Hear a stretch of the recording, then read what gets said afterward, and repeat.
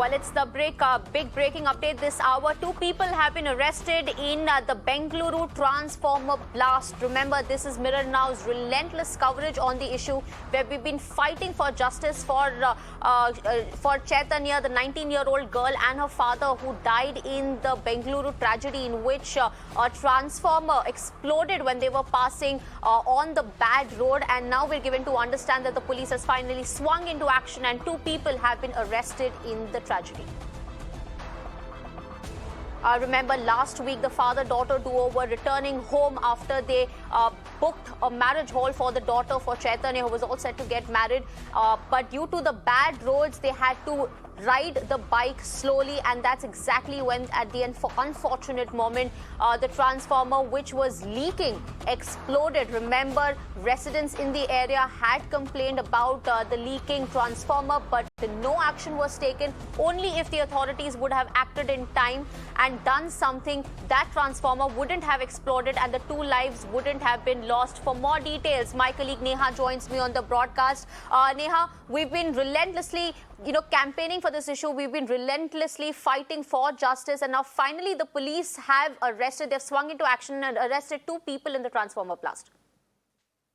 Well, that's absolutely right. And in fact, after nearly 5 days of this incident taking place, we've constantly been mounting pressure on the authorities. Let's tell you that first, in fact, it was Mirror Now that first picked up the issue of the 2 innocent people who lost their lives. We've been running a campaign, like you rightly mentioned. In fact, 3 days of chasing the energy minister, of chasing the home minister, of chasing the officials today has led to these 2 arrests now. In fact, let's also tell you that when on Saturday, our colleague Revati also spoke to the DCP of the West Division, we did understand that there was some investigation underway. However, no names were taken at the point, and there were no proper concrete details about what investigation. Earlier today, when we spoke to the Home Minister in our interview with him, he mentioned that he would in fact himself intervene and he would look into this and supervise this investigation in order to ensure that the arrests come in quickly. We'd also asked him, let's remind you, we can actually play out that bit. We'd asked him if there are going to be any arrests, if the government is serious about this issue. And like we rightly mentioned, we've been vindicated now. We're seeing 2 people being arrested. The details of the accused at the moment still awaited, but this is the latest that we have coming in on this.